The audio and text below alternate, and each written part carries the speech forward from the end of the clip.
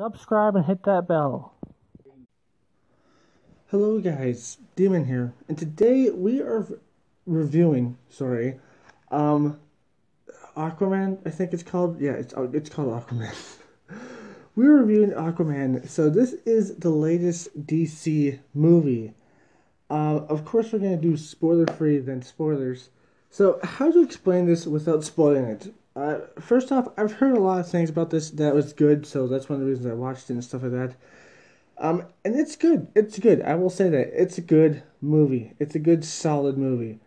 Um, let's talk about it without spoiling it. So the characters, they need a little bit more development in my personal eyes. They were developed to a certain extent, but not developed enough. They could have used a little bit more development on the characters. So it was a meh on the characters. The storyline was predictable, but interesting, I guess. Like, the plot line was very predictable. There was a small twist in there, but um, it was still very, very predictable. And it was still enjoyable, even though you knew everything that was going to happen, or at least I did, including that sneeze. um, no, like, it was pretty predictable. It was like kind of foreshadowing a couple times. There was a couple good jokes in there, or a few good jokes, I should say, not a couple. But there was some foreshadowing stuff in there, so it was it was predictable to a certain extent, which is kind of lame. But it was good nonetheless.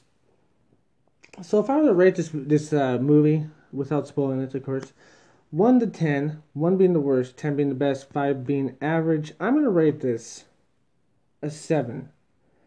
Because it could have used more interesting characters with a more interesting plot that wasn't as predictable.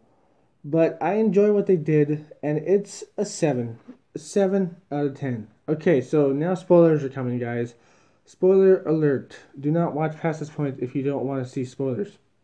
Okay, so this story is based around Aquaman, and it also tells a bit of his backstory and how he was born and stuff. His mother was the Queen of Atlantis, came to the surface to get away from her arranged marriage, and ended up fucking a guy, and had a son with him because she fell in love with a human.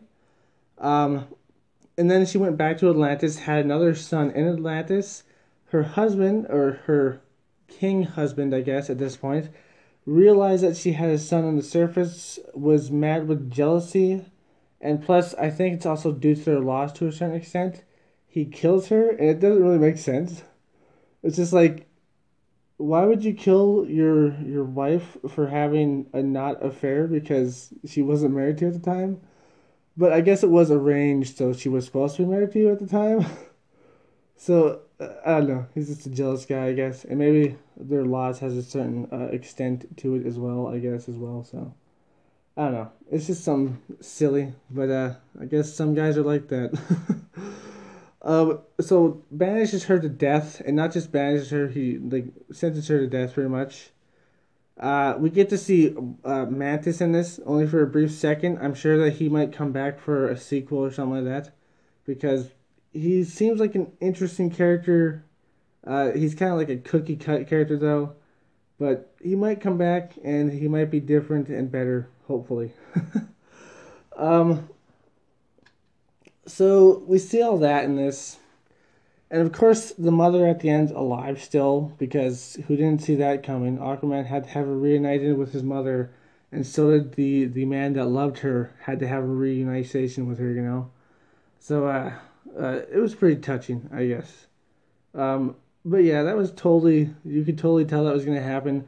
There was a slight twist where it turned into kind of like a treasure hunt movie almost. Like almost like an Indiana Jones-esque movie, which was interesting. But it only happened for like a brief few minutes. But it was probably one of the most interesting parts of the whole movie. But it was still very, it was just very like average, and you could still tell what was going to happen because for some reason Aquaman has a PhD in history or something. And then there's a lot of fighting and stuff like that. The action scenes are pretty good. Um, there's some other stuff that's pretty good. And at the end, of course, Aquaman becomes the true king and saves everybody because he's Aquaman. And now he's trying to make relationships between humans and Atlanteans, I assume, I guess. So it's okay. And basically the whole concept is Atlanta wants to start a war with the surface, which I don't think would work because, Superman, Batman, Wonder Woman, The Flash, Cyborg, amongst if this has like a whole bunch of other superheroes from the DC universe, yeah, I don't think that's gonna happen. And plus, Atlanteans may have like advanced technology to make like typhoons and stuff show up on like the surface, but humans have nuclear bombs, and humans like literally bomb each other, like countries bomb civilians and shit all the time, right? With just normal bombs. Like if Atlantis ever attacked the surface, we would not only bomb it with normal bombs, but if we had to, we'd probably start bombing it with nuclear bombs, which would totally destroy the Earth itself. Don't watch this commercial. Get out of here, commercial. No one wants to see you. um, but yeah, it was good. A little bit lackluster storyline, but good nonetheless. And at the end, of course, everything turns out good and happy. Um, I don't know. It was okay. Average. It was above average, I guess, because it was watchable. It was enjoyable. Anyways, that's my review. I hope you liked it. If you did, like, comment, subscribe, and share. Hit that bell notification button because you love my channel and you want to see more of my content. As always, my friends, stay sane. Peace. Hey guys, D-Man here. Just saying, hope you liked this video. If you did, like, comment, subscribe, and share, and all that nonsense. But anyways, I hope you have a good day because, the video's over. And I hope you watch more videos. Go ahead and click these videos or click subscribe, See ya.